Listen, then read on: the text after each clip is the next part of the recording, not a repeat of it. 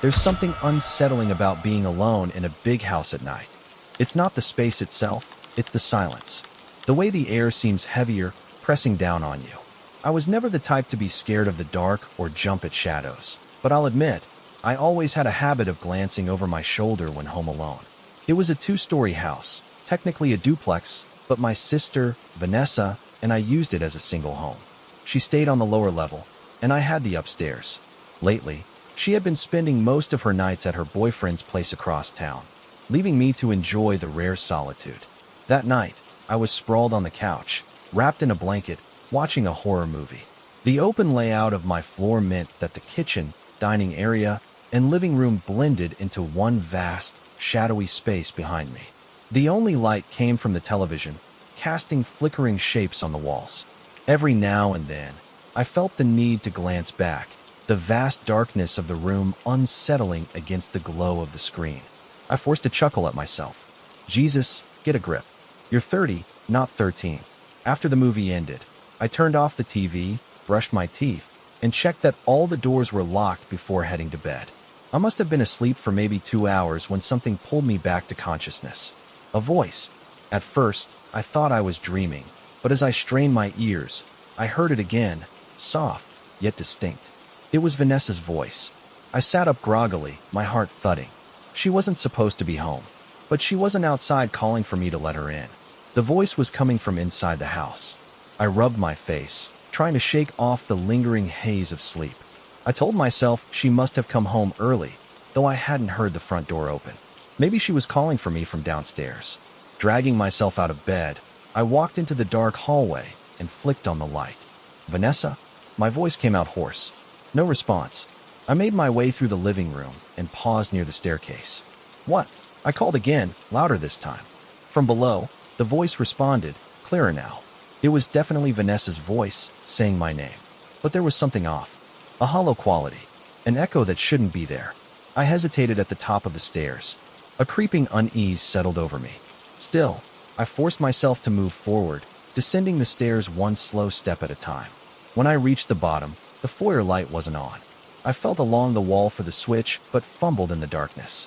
My hand finally found it, and a dim yellow glow spread across the small entryway, illuminating the short hallway that led to Vanessa's kitchen and living area. Vanessa? My voice cracked slightly this time. I stepped cautiously toward her room, which was dark. The door was half open. I nudged it wider, peering inside. Empty.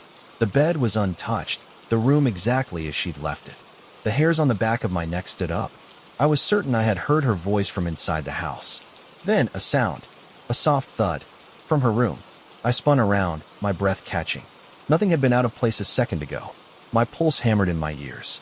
Slowly, I backed out, keeping my eyes fixed on the room. Then, without turning my back to the darkness, I bolted up the stairs, taking them 2 at a time. Once in my room, I locked the door and grabbed my phone. My fingers trembled as I called Vanessa. She answered on the 3rd ring. Why are you calling me at 1 in the morning? I swallowed hard. Are you home? There was a pause. No. I told you I was staying at Marco's. What? My stomach nodded. I hesitated, unsure if I should tell her. I thought I heard you calling me from downstairs. Silence. Then, a nervous chuckle. You probably just dreamed it, dude. I wanted to believe that. God, I wanted to. Yeah, I muttered. Maybe. The call ended, and I sat in my bed, gripping the phone like a lifeline. My brain tried to rationalize it. Maybe I had dreamed it. Maybe I was overtired, and my mind was playing tricks on me. But I knew what I had heard. And then there was the noise. The thud. Morning couldn't come fast enough. When sunlight finally poured through the curtains, I forced myself to check Vanessa's room again. I had to. The space looked the same as last night. Yet, something felt different. I crouched down near the bed, checking underneath. My breath hitched. The carpet. It had been disturbed. The fibers pressed down in odd places, like someone had been lying there. I stared for a long moment before backing out of the room.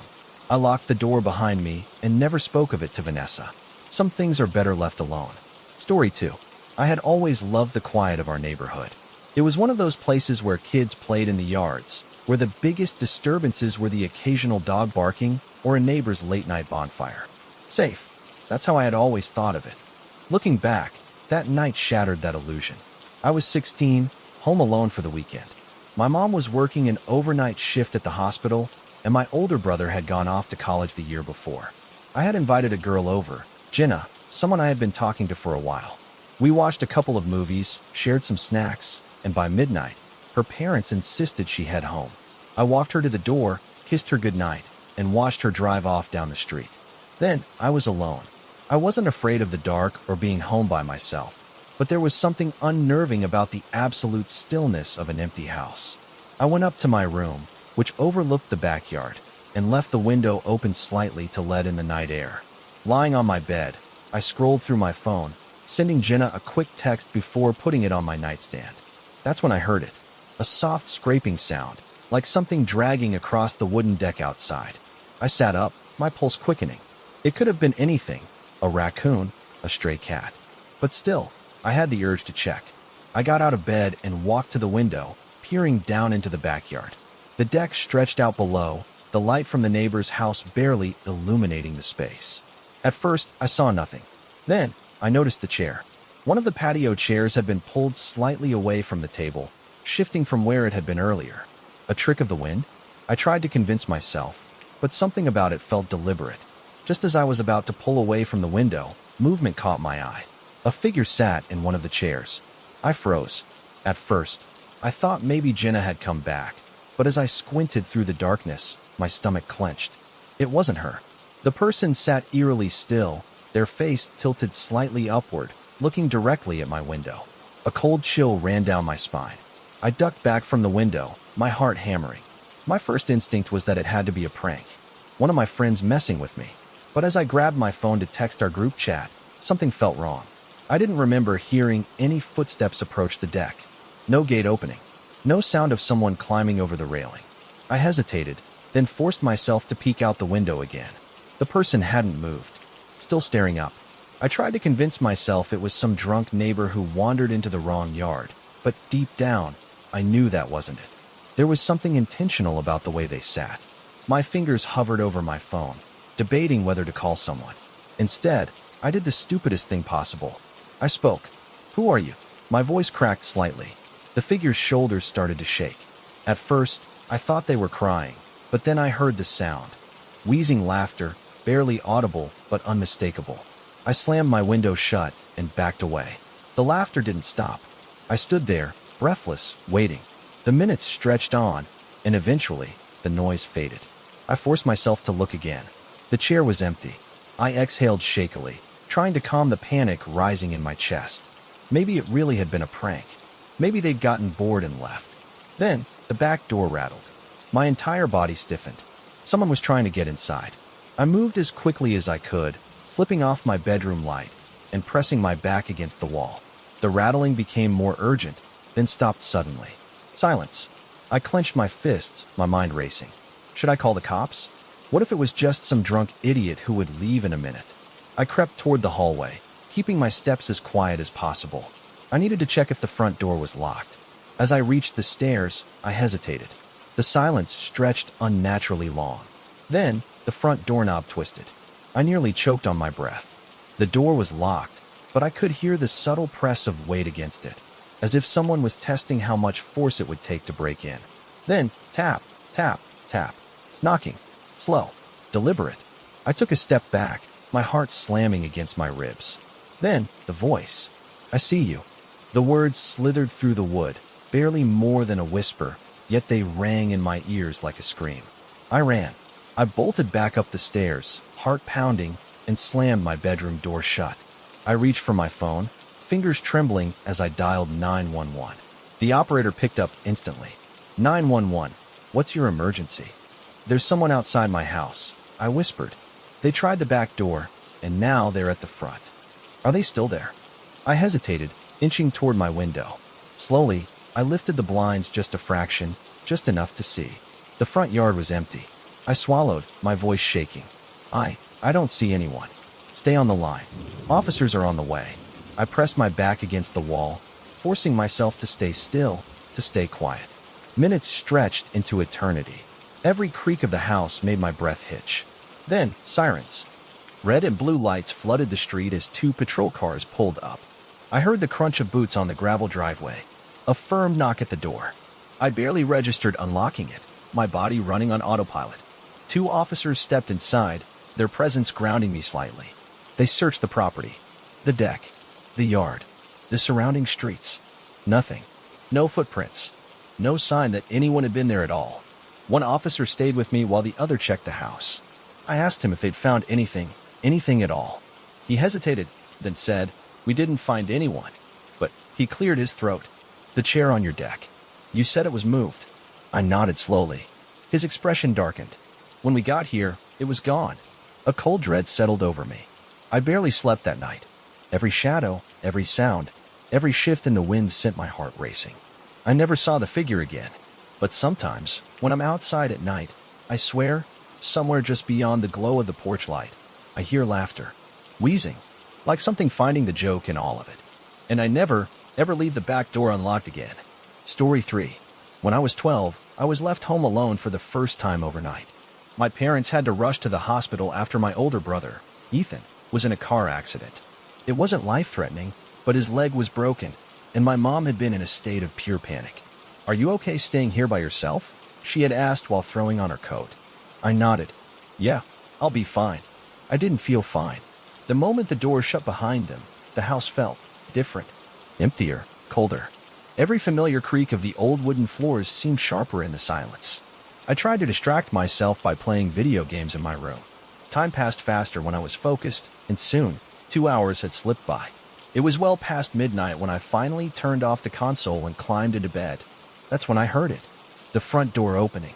My breath caught in my throat. My parents weren't back yet. My little sister, Chloe, was with them at the hospital. No one should have been in the house. I sat up slowly, straining my ears. The TV in the living room was off. No voices. No footsteps. Just the faint creak of the front door closing. I told myself I was imagining it. Then I heard it. Soft, careful footsteps moving across the floor below. My blood ran cold. I slid out of bed as quietly as I could, creeping toward my bedroom door. Maybe it was my parents after all. Maybe I hadn't heard the car pull up. I tiptoed to the top of the stairs and peered down into the darkness. There were figures in the living room. 3 of them. My whole body locked up. They weren't talking, weren't moving much, just standing there, barely illuminated by the faint glow of the streetlight outside. I couldn't breathe. For a moment, I thought maybe I was seeing things, that my mind was playing tricks on me. But then, one of them shifted, and I saw the glint of something metallic in his hand. A crowbar. Panic surged through me. I backed away from the stairs, careful not to make a sound. My mind raced. Should I run? Hide? Call the police? I turned, moving quickly but silently back to my room. I shut the door, locked it, then dove into the closet, burying myself behind boxes and old clothes. My heart pounded so hard I was afraid they'd hear it. Then, the footsteps started up the stairs. Each creak sent a fresh wave of terror through me. I gripped my phone with sweaty fingers and frantically dialed 911. The operator's voice was calm. 911. What's your emergency? There's someone in my house, I whispered, barely able to get the words out. 3 people. They broke in. Are you in a safe place? I heard my bedroom door handle rattle. I choked back a sob. I'm in the closet, I managed. Stay on the line, she said. Officers are on their way. The door creaked open. I held my breath, pressing myself further into the corner of the closet, willing myself to disappear. The sound of my blanket shifting told me someone was checking the bed. Then, footsteps, slow, deliberate, moving toward the closet. The door opened.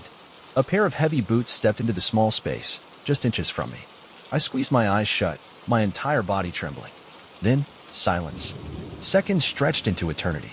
Finally, the boots retreated. The closet door creaked shut again. I waited, barely daring to breathe, listening as the footsteps moved out of the room. I didn't move. Not when I heard them rummaging through drawers. Not when I heard them talking in low voices downstairs. It wasn't until I saw the faint glow of red and blue lights flashing through my window that I finally let out a breath. There was a sudden commotion as shouts, footsteps pounding against the floor, a door slamming. Then, heavy knocking. This is the police. Come out with your hands up. I scrambled out of the closet, my legs shaky beneath me. The next few hours were a blur. The officers told me that the 3 men had tried to escape through the back door, but were caught. They had been armed. One of them had a knife. The police walked me through the house, asking if anything was missing. There were valuables scattered across the floor, My mom's jewelry box, my dad's watch, but nothing had been taken yet. One of the officers knelt in front of me, his expression softening. "You did good, kid. You stayed quiet. You called us. That probably saved your life." I nodded, but my hands wouldn't stop shaking. By the time my parents arrived home, my mom was in tears. She hugged me so tight I thought my ribs might crack. My dad, usually stoic, had an arm around me the entire night. We never spent another night in that house. My parents sold it a few months later. To this day, I still have nightmares about the sound of boots in my bedroom, about the way the closet door opened, then closed. Because sometimes I wonder, did they really not see me? Or did they just decide to leave me there?